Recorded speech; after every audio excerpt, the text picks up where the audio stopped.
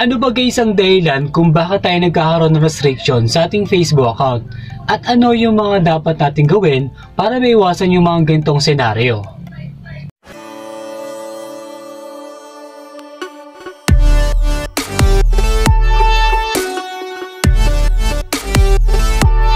So hi guys, my name is Dan. Welcome and welcome back to my YouTube channel. Kaya naman guys, kung bago ka lang dito sa aking YouTube channel, please consider my subscribe button and click mo na yung notification bell para at least ma-update ka sa mga videos na ina-upload natin.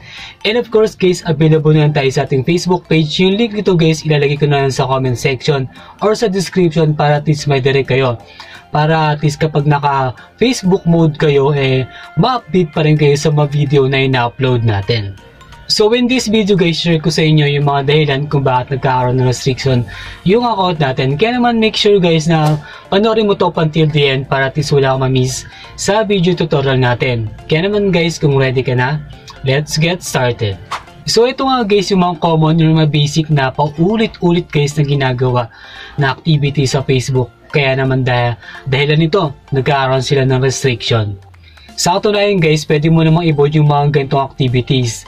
Hindi mo alam, baka sa paulit-ulit mong pagkakaroon ng restriction, itong dahilan kung bakit hindi ka naimbitahan para magkaroon ng ads on Reels. So ang number 1 natin dito guys, yung mahilig kayong makipag-social debates. So ito nga guys yung pag-comment natin. So sa isang post, for example, may post tayo nakita at nag-comment tayo na siyempre bilang isang netizen, magbibigay tayo ng opinion at paniniwala doon sa post na yon.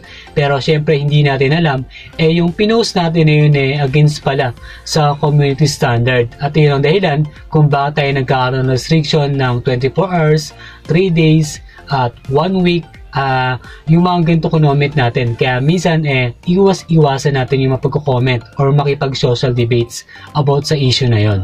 So ito nga guys yung list ng social debate issue na kung saan kapag nakita kayo guys ng post ng ganyan, iwasan nyo na lang mag-comment. Kung magko-comment man kayo guys ng hate speech, mafe-filtered out naman agad yan ni Facebook. So automatic yon. So hindi rin agad mababasa yan ng mga netizen, ng mga comment o ng mga commentator na nandun. At the same time ng netizen, nagkaroon ka pa guys ng restriction dahil filtered out yon dahil against nga yon sa community standard. So ang second spot natin dito guys, yung pakikipag-engage ng malala. Guys, wala namang masama sa pakikipag-engage, pero syempre may mga limitations din yung mga ganitong activities.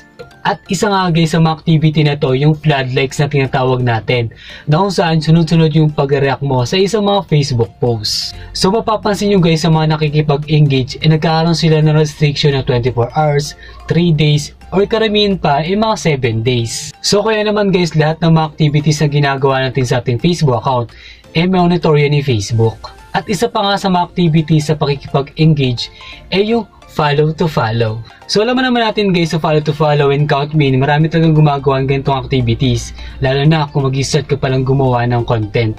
So alam naman natin guys sa follow to follow, makakagay naman talaga tayo ng follower dito.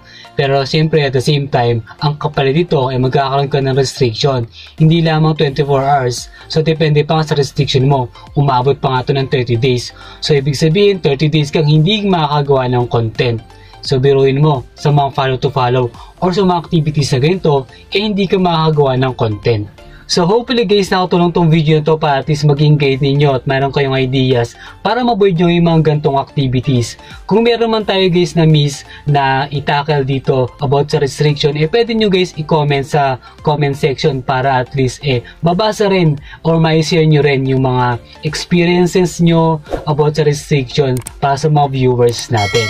So thank you for watching. See you for the next video.